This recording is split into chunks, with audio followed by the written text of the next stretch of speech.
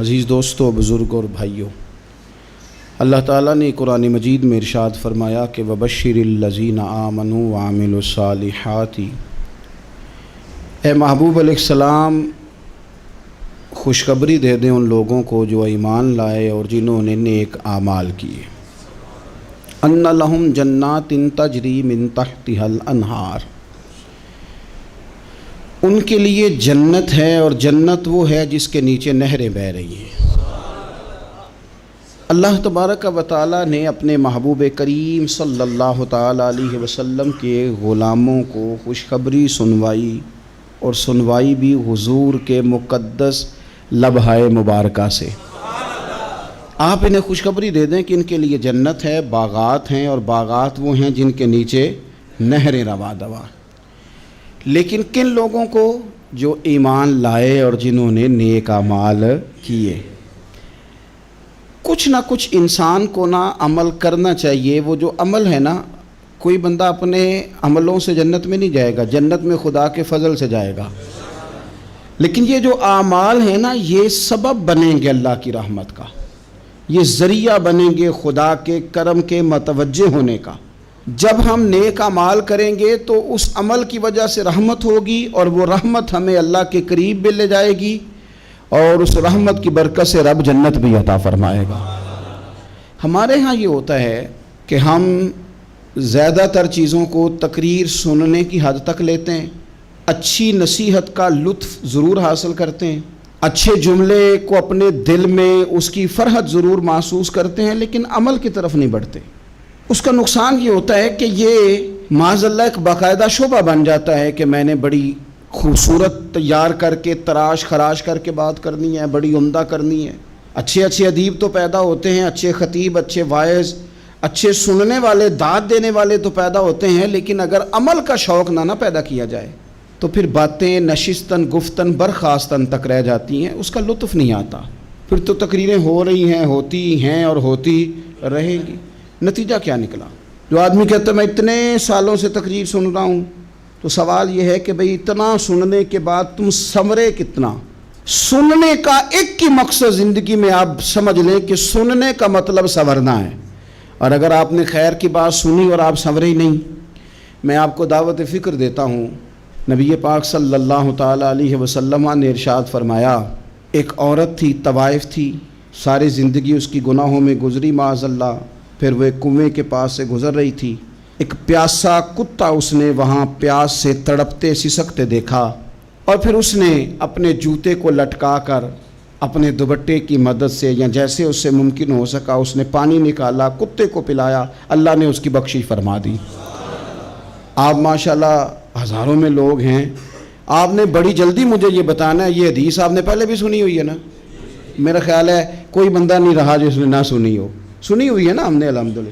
اتنے سارے بندے جو یہاں موجود ہیں انہوں نے سنی ہوئی ہے، تو ظاہر ہے امت مسلمہ میں جتنے لوگ ہیں ڈھیر ساروں نے یہ بات سنی ہوگی۔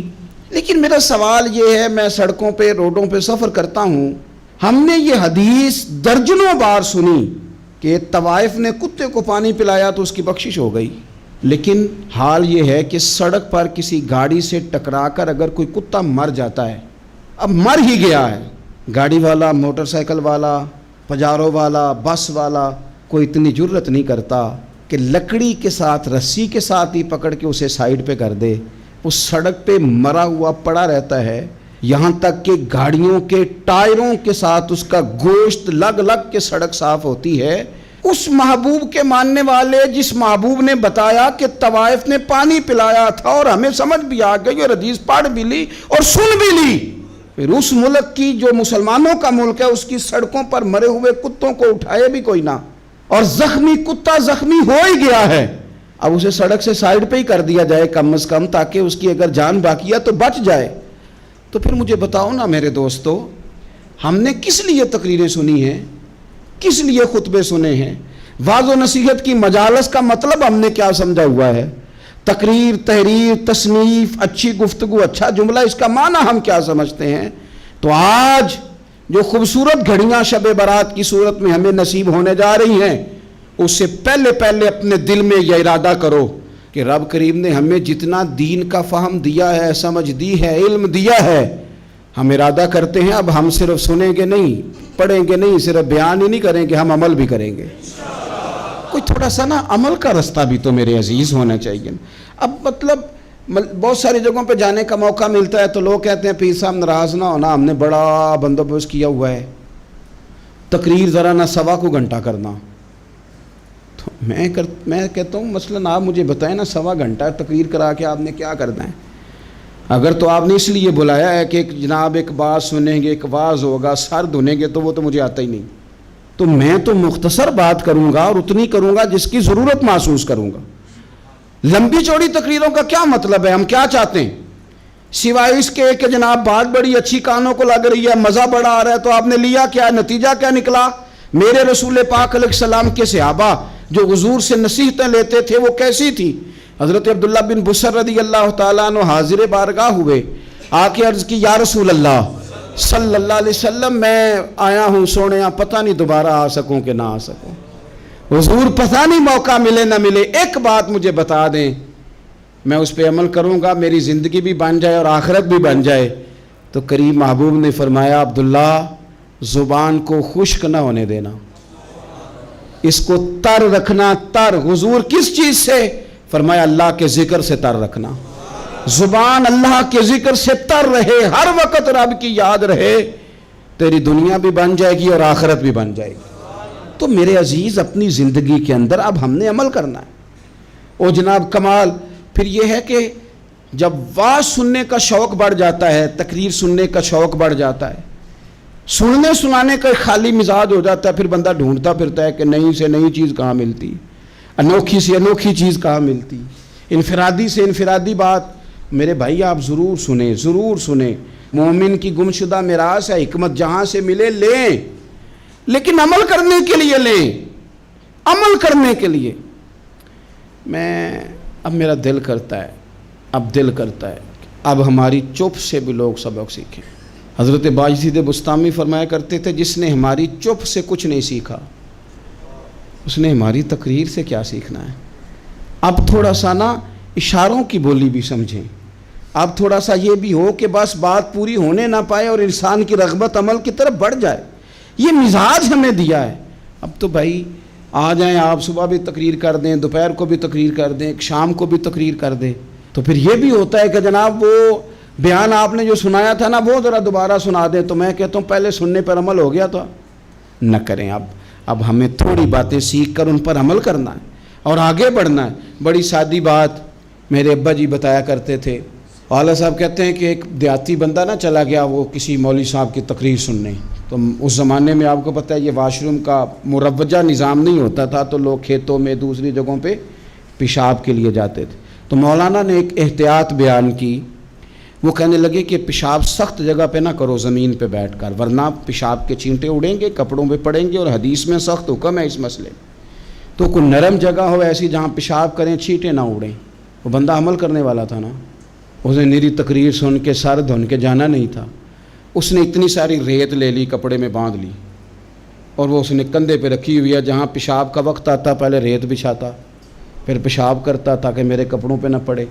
ایک صاحب نے اسے کہا کوئی ہفتے بعد چلو بیان سننے چلیں، تو کہنے لگا میں پہلے پہ عمل کر لوں یہی بڑا ہے، میں نے تو اتنی ساری ریت کندھا تھک گیا ہے میرا اس دن سے اٹھائی ہے، تو میں نہیں چاہتا کہ نہیں بھی سنوں تو کسی اور جگہ میں۔ یہ تفریح تباہ کے لیے بات کو نہ سمجھیں، اس سادے آدمی نے جو ہمیں سمجھایا مجھے اور آپ کو، اس پر غور کرے کہ کل بھی سنا تھا، پرسوں بھی سنا تھا، پیر صاحب نے ترسوں بھی کہا تھا، شیخ نے پرسوں بھی کہا تھا، پچھلے ہفتے بھی کہا تھا، تو نے اگر شیخ کی بھی نہیں سنی، استاد کی بھی نہیں سنی، پیر کی بھی نہیں سنی، اور اس دور کے پیر جو صحیح کام کرنے والے ہیں، استاد جو صحیح کام کرنے مجبور ہو گئے ہیں بیچارے، کہتے ہیں کس کی تربیت کریں، کس درد سے کہا تھا حضرت سلطان باؤ نے، وہ کہتے ہیں اور رب دا طالب کوئی بھی نہیں ملیا، اتے جو ملے ہے طالب زردہ ہو۔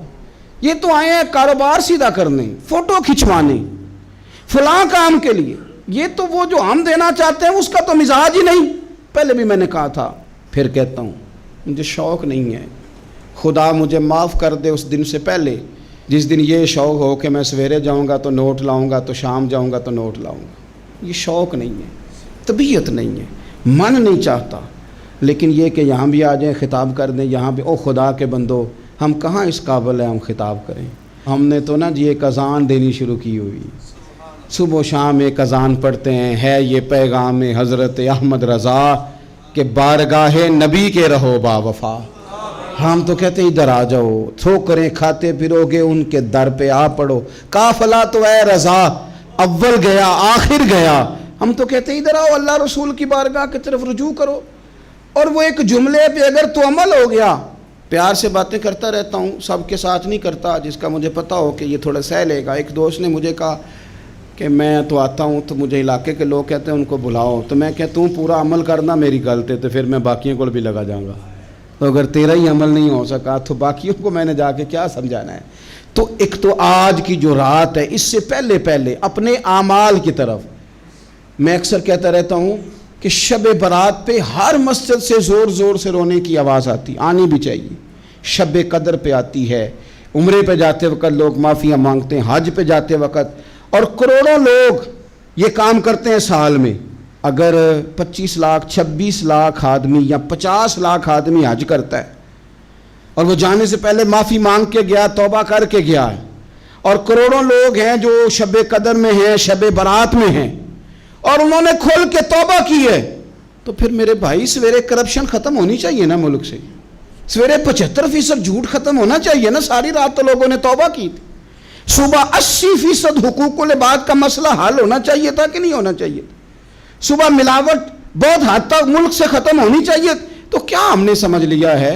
ہم نے یہ سمجھا ہے کہ شب برات پہ بھی بس ایک رسم ادا کرو، آؤ تھوڑی توبہ کرو چھٹی کر جاؤ، آئیے شب قدر تو توبہ کرو چھٹی کر جاؤ۔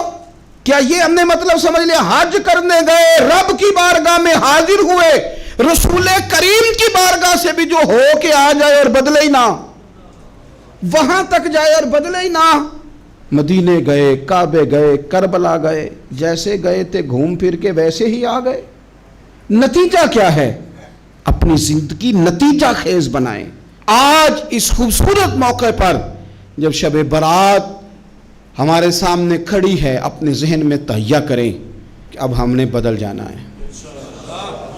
شوگر ہو جائے تو بدلنا پڑتا ہے، اللہ معاف کرے، چینی چھوڑنی پڑتی ہے، من پسند مٹھائیاں چھوڑنی پڑتی ہیں، بدلنا پڑتا ہے۔ بلڈ پریشر ہو جائے تو یارو بدلنا پڑتا ہے۔ اگر انسان کو خدا نہ خواستہ کوئی مرض لگ جائے تو بدلنا پڑتا ہے۔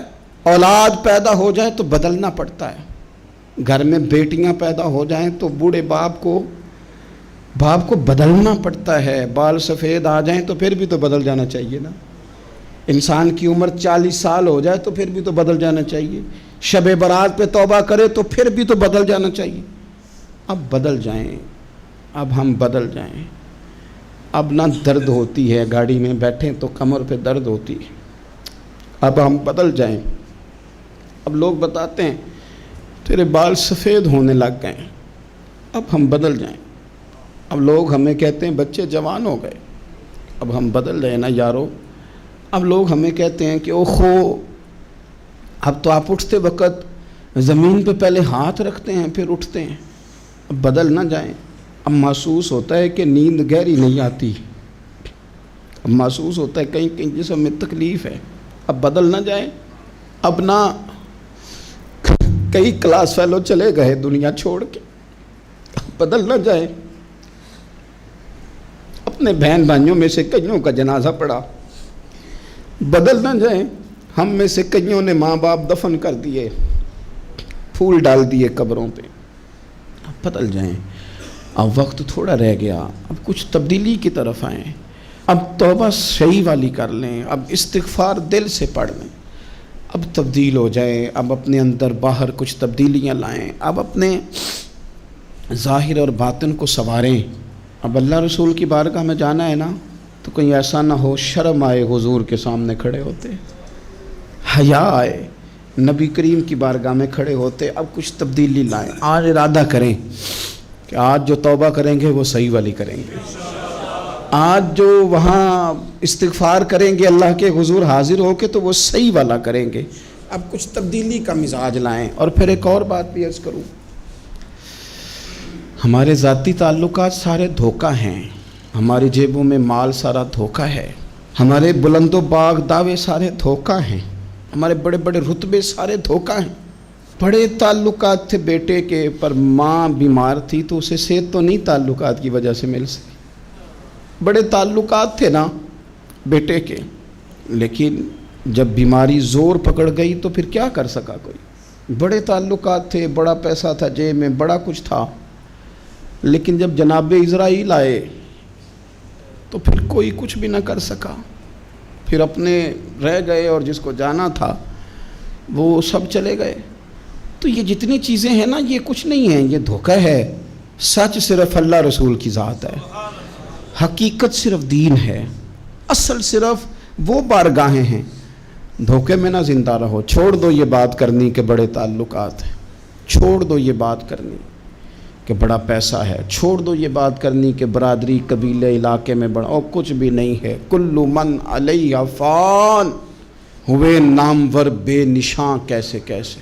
دیکھو زمین کھا گئی، نوجوان کیسے کیسے۔ میں مولانا نورانی کی قبر پہ کھڑا تھا تو میں کہہ رہا تھا مقدور ہو تو خاک سے پوچھوں کہ اے لئیم تو نے وہ گنج ہائے گرا مایا کیا کیے؟ اتنے بڑے لوگ تو لے گئی، اتنے بڑے لوگ قبروں میں کدھر گئے؟ سلطان محمود غزنوی کہاں ہیں؟ شہاب الدین غوری کہاں ہیں؟ وہ لوگ جو میدانوں میں آ کے صرف ان کا نام لیا جاتا تھا تو دنیا کانپ جاتی تھی، وہ کہاں گئے؟ اٹھ گئے سب لوگ، چلے گئے، ختم ہو گیا معاملہ۔ وقت اب ہماری طرف بڑھ رہا ہے، اب تیزی ہے، اب پیغام اجل آیا، کئی ہمارے ارد گرد سے اٹھا کے لے گیا، اب ہمیں بھی تو واپس لوٹنا ہے نا، تو کچھ تیاری کر لیں، کچھ ارادہ کر لیں۔ اور بارگاہ رب رسول کی اس طرح کی ہے کہ بس جانے کی دیر ہے، بس صرف جانے کی دیر ہے، صرف جانے کی۔ اور اللہ رسول کی بارگاہ دوستو وہ والی ہے کہ جہاں نا زیادہ منت بھی نہیں کرنی پڑتی۔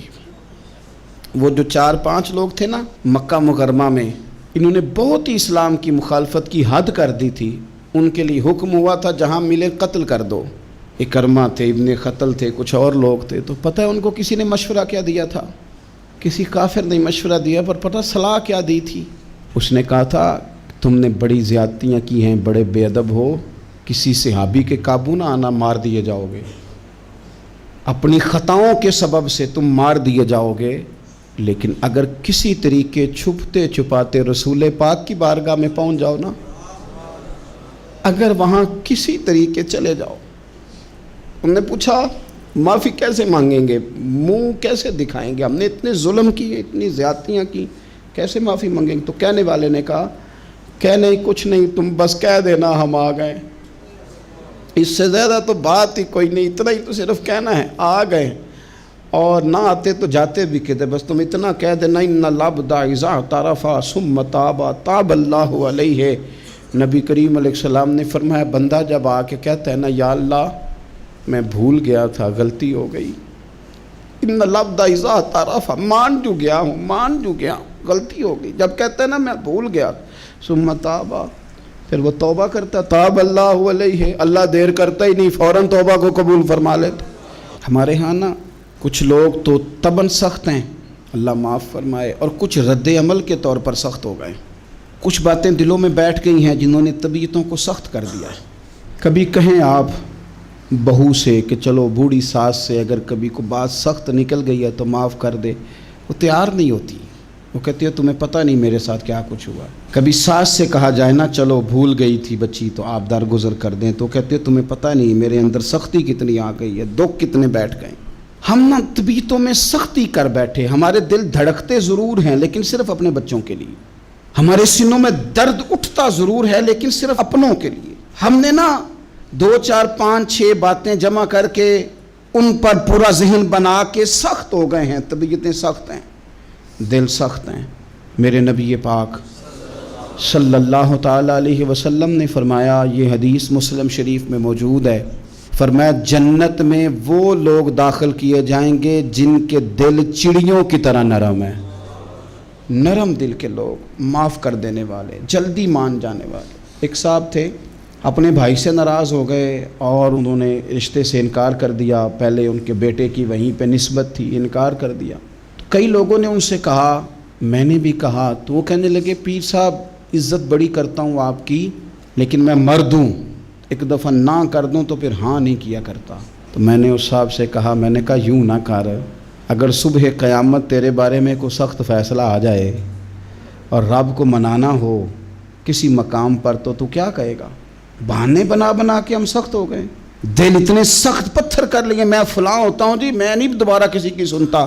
اور خدا کے بندو, میرے نبی پاک علیہ السلام نے فرمایا مومن تو اس طرح ہوتا ہے جس طرح اونٹ کے ناک میں نکیل ہوتی ہے, بٹھا دو تو بیٹھ گیا, اٹھ جاؤ تو اٹھ گیا. اور حضور نے فرمایا وہ لوگ جو بہت بد اخلاق ہیں, جھگڑالو ہیں, فسادی ہیں, سخت دل ہیں, وہ لوگ جنت میں نہیں جائیں گے. جو جھگڑے کرتے پھرتے ہیں جھگڑالو لوگ ہیں. عزیز دوستو, اپنی زندگی کے اندر طبیعت میں نرمی, اگر طبیعت نرم ہو گئی نا جی, مزاج میں نرمی آ گئی, تو پھر آپ محسوس کریں گے کہ آپ معاف کرتے بھی جلدی ہیں اور معافی دیتے بھی جلدی ہیں. پھر آپ کے تعلقات بچیں گے, آپ کی نسبتیں بچیں گی, آپ کے بہت سارے رشتوں میں قربت آئے گی, ٹوٹیں گے نہیں.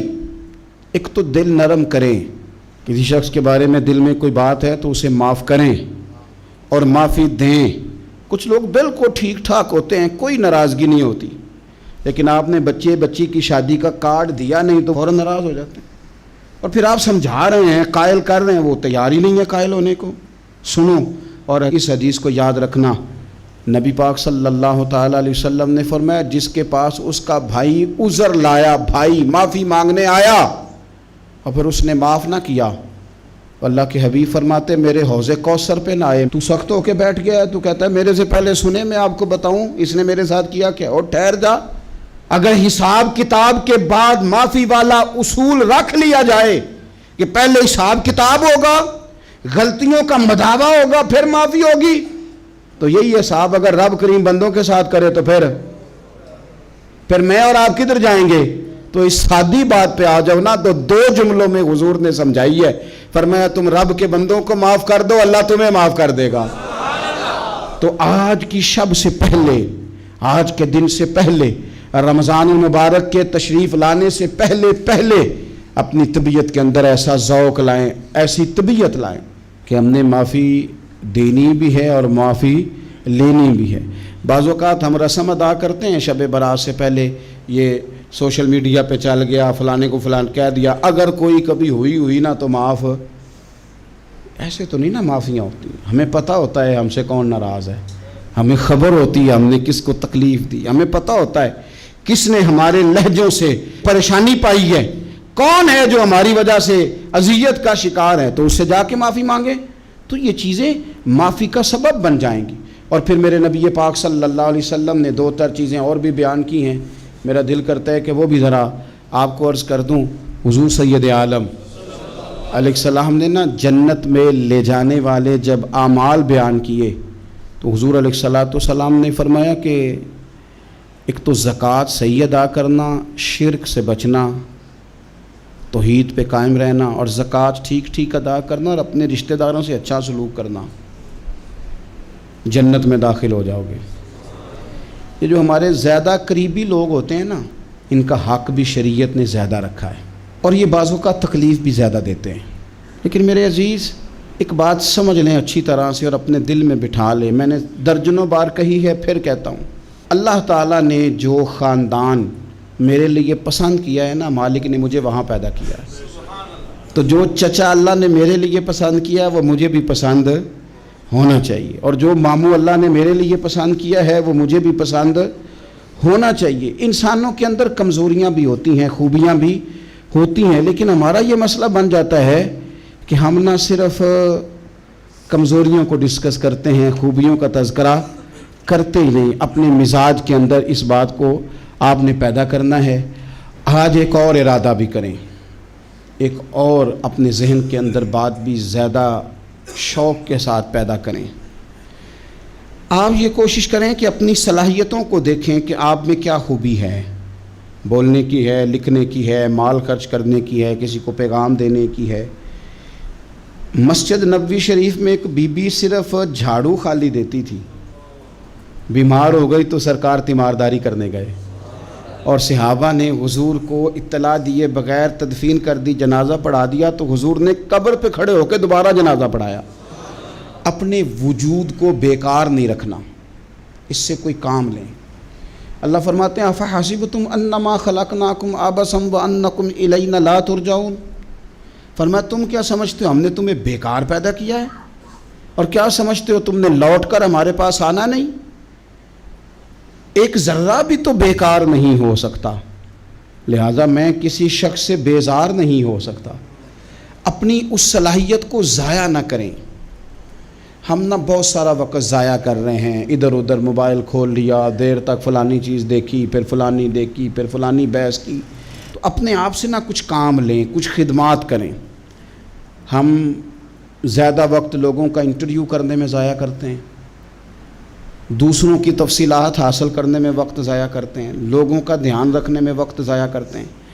آج کے بعد اپنا دھیان رکھنا ہے، اپنی صحت کا دھیان رکھنا ہے، اپنے معاملات کا اپنے اوپر تھوڑی توجہ دینی ہے، کوشش کرنی ہے کہ کس حد تک ہم اپنی صلاحیت سے فائدہ لے کے کسی کا کچھ نفع کر سکتے ہیں تو وہ نفع کریں، اپنے وجود کو نفع بخش بنائیں۔